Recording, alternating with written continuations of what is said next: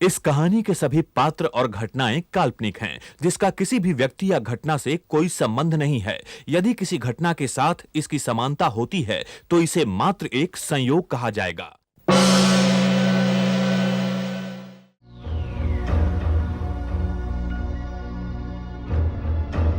मैं कौन हूं, यह जानने से ज्यादा जरूरी यह है कि तू अंधेरे को जान, उसकी पनाह में आ। कैसी पनाह? किसकी पनाह? पाप के जरिए, फरेब के जरिए, झूठ और आतंक के जरिए। मगर इस सबसे मुझे क्या हासिल होगा? इसके बदले मुझे क्या मिलेगा? वही जो तू आज तक हासिल नहीं कर सका, ताकत, हिम्मत, हौसला और बेहतर कल। मगर ये सब मुझे कौन देगा? कौन देगा? अंधेरे का सम्राट तमराज किल्विश। किल्विश? कौन किल्विश? वही जो पाप, अत्याचार, अभिमान और तमाम शैतानी ताकतों का मालिक है। वही जिससे हर बुराई शुरू होती है। वही जो इन सारी बुराइयों का जन्मदाता है। समझा। परंतु मुझे तमराज किल्विश को प्रसन्न करने के लिए क्या करना होगा? तुम्हें तमराज किल्विश को अपना आराध्य मानकर उनकी आराधना करनी होगी, उनकी पूजा करनी होगी, उनके लिए पाप करना होगा, अंधेरा फैलाना होगा। तब जाकर तमराज खुश होंगे, तुम्हें अपनी शरण में लेंगे और सबसे पहले तुम्हें उनका ध्यान खींचना होगा अपनी ओर।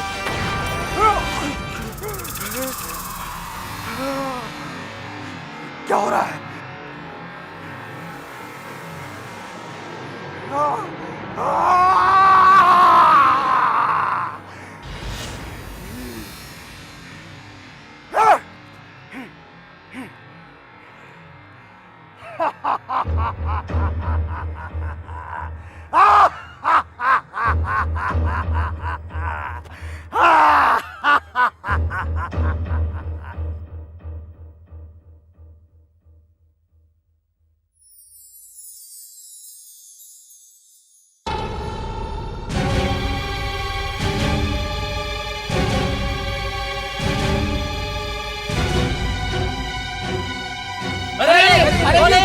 क्या कर रहे हैं?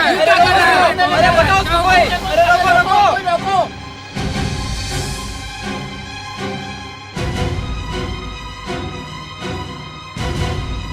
वो तो जान दे रहा है, लेकिन इसे बचाएगा कौन? अरे इसे तो शक्तिमान ही बचा सकता है।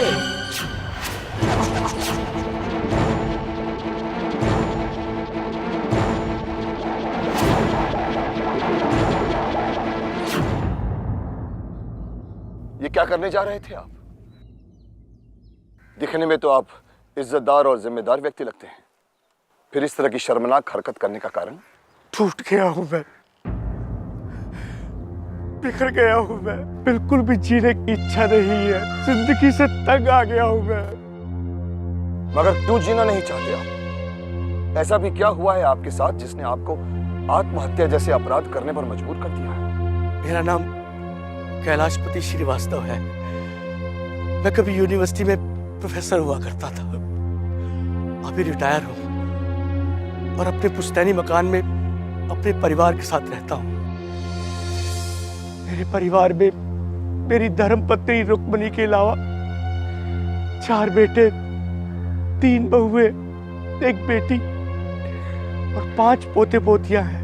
इतना हरा भरा और खुशहाल परिवार है आपका, तो फिर इस तरह की परेशानी का कारण?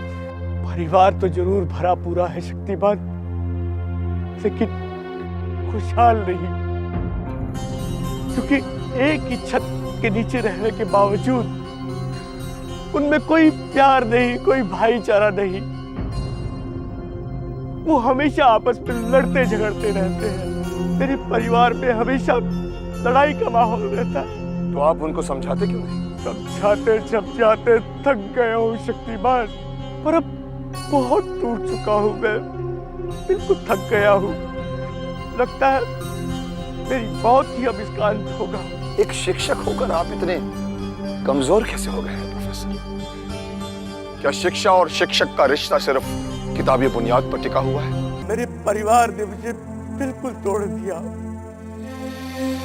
रोज की तू मैं से तंग आ गया हूं मैं। हर चीज का एक अंत होता है, सीमा होती है, मगर मेरे घर में होने वाले ड्रामे का कोई अंत नहीं, कोई सीमा नहीं। एक गुरु मरते दम तक अपने पद की गरिमा बनाए रखता है प्रोफेसर। फिर आप इतनी जल्दी कैसे हार गए? अगर हालात आपके अनुकूल ना भी थे तो आपको तो कोशिश तो करते रहनी चाहिए थी ना, तब तक जब तक समस्या का समाधान नहीं निकल जाता।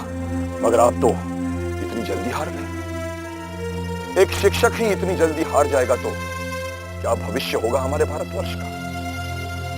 बोलिए प्रोफेसर, बोलिए। बस करो शक्तिमान, बस करो। थोड़ी देर के लिए मैं बहक गया था, कायर हो गया था, बुज़दिल हो गया था। भूल गया था मैं कि आत्महत्या किसी समस्या का हल नहीं होती। माफ कर दो मुझे शक्तिमान, प्लीज मुझे माफ कर दो। चलो, कम से कम आपको इस बात का एहसास तो हुआ प्रोफेसर कि आपने गलती की है। आपका यही एहसास ही आपका प्रायश्चित है। कहाँ रहते हैं आप? चलिए आपको मैं छोड़ देता हूँ।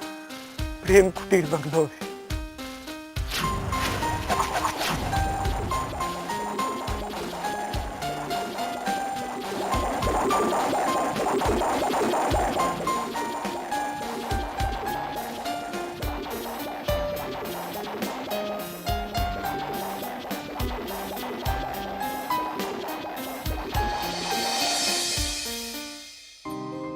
शक्तिमान, ये रुक्मणी है, मेरी धर्मपत्नी। नमस्ते। नमस्कार। और इन्हें तो तुम जानती ही हो रुक्मणी।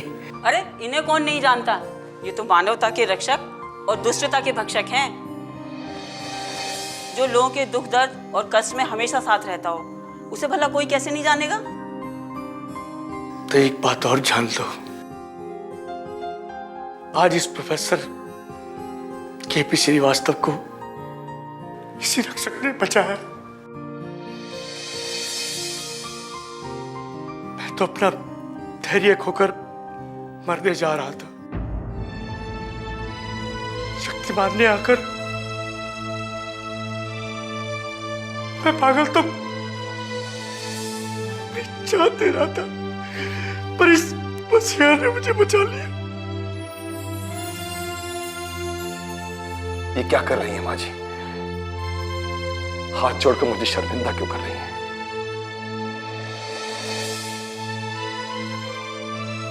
जिसने संपूर्ण जगत के प्राणियों की रक्षा का भार उठा रखा हो, उसे कोई शर्मिंदा कैसे कर सकता है शक्तिमान। और आज तो आपने मेरे सुहाग की रक्षा की। ऐसा मत कहिए माँ जी। शक्तिमान का निर्माण ही हुआ है जीवन की रक्षा। फिर कैसे किसी को यूं ही मर जाने देता शक्तिमान? मैंने तो सिर्फ अपना कर्तव्य निभाया है। आप इनका ख्याल रखिएगा। चलता। आलू, आज भी आलू।